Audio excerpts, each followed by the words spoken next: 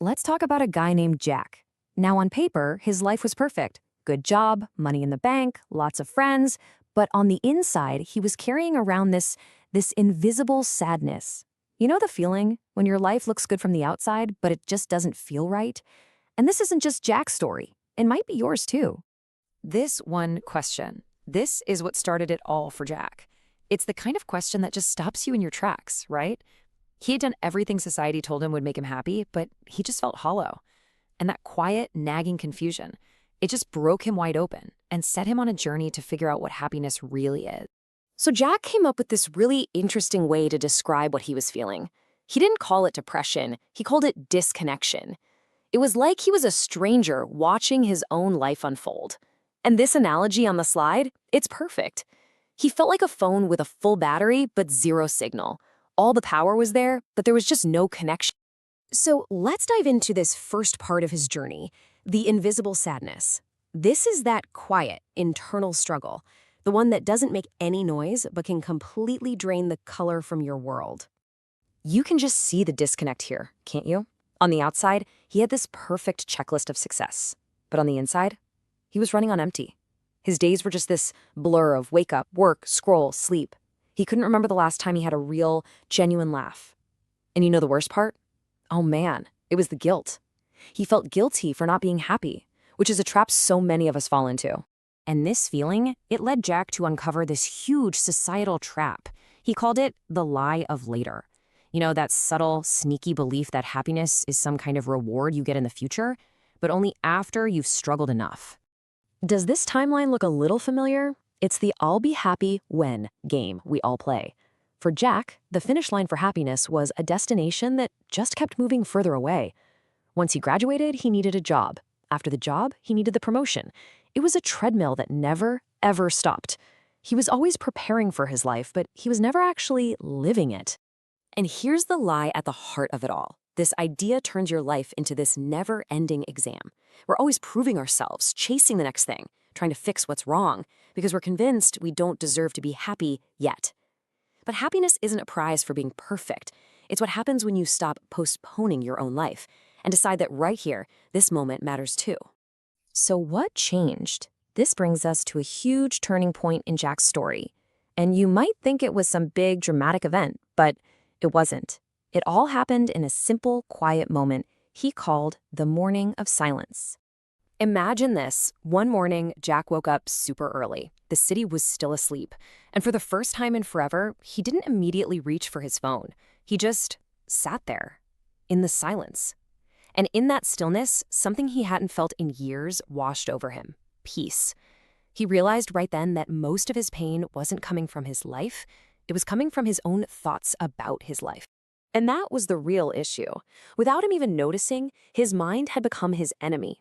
It was constantly replaying old arguments, worrying about the future, judging every little thing he did. His brain was literally running a non-stop marathon, even when he was just lying in bed. That was the true source of his exhaustion. And this led to this massive, game-changing insight. Happiness isn't something you have to go out and build or find. It's our natural state. It's our default setting. It's just buried under all the noise, the overthinking, and the self-criticism. When you finally clear away the noise, it just comes back. Okay, so if that's true, it leads to a really big question, right? If peace is our natural state, why is it so darn hard to hold on to? Why do we keep losing it day after day? Well, what Jack discovered next is kind of weird and honestly pretty shocking. He realized that we often have this hidden resistance to peace. We have an unconscious addiction to our own pain.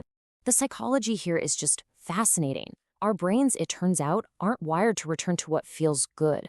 They're wired to return to what feels familiar. So if stress and self-doubt have been your baseline for years, your mind will unconsciously steer you right back to those feelings because, believe it or not, they feel like home, even if they're painful. So why on earth do we do this to ourselves? Well, our culture basically teaches us that if you're not struggling, you're not trying. Jack found that whenever a moment of peace actually arrived, like a lazy afternoon with nothing to do, his mind would immediately poison it with thoughts like, I should be more productive, or I don't really deserve to feel this good. We literally sabotage our own calm. All right, so how do we fix this? How do we break the cycle? That brings us to the final and honestly the most empowering part of this journey, taking back your peace. This is all about shifting from being a victim of your own thoughts to becoming the guardian of your mind. For Jack, this was the absolute lightning bolt moment. This was when the lights came on. He realized he'd spent his entire life waiting for a person or a job or some perfect situation to finally make him happy. He was outsourcing his own joy. The second he took full ownership of his inner world, that's the moment everything started to change. And let's be super clear here. Taking responsibility isn't about blaming yourself or beating yourself up. It's the exact opposite. It's not about blame, it's about power. It means you stop waiting for the world to change and you start taking care of your own mental and emotional space. It's a profound act of self-care. So, what does that look like in practice? It comes down to stopping these 4 invisible habits that are constantly stealing our happiness. Stop overthinking. You don't have to believe every thought that pops into your head. Stop comparing. It is the fastest way to kill your own joy. Stop living for other people's approval. You'll never truly own your life that way. And stop chasing more, because if you can't find peace where you are, you'll never find it where you're going. And this completely changed Jack's definition of happiness. It wasn't about fireworks and constant excitement anymore. It was something much quieter. It's breathing with ease. It's living without pretending you're okay when you're not. It's resting without feeling ashamed. True happiness is something you allow, not something you chase. So we'll leave you with this. Jack's story is this really powerful reminder that the peace we're all looking for isn't out there somewhere. It's already in here, which leaves us all with one final question to really think about. If happiness was never outside of you to begin with, what are you still chasing that's costing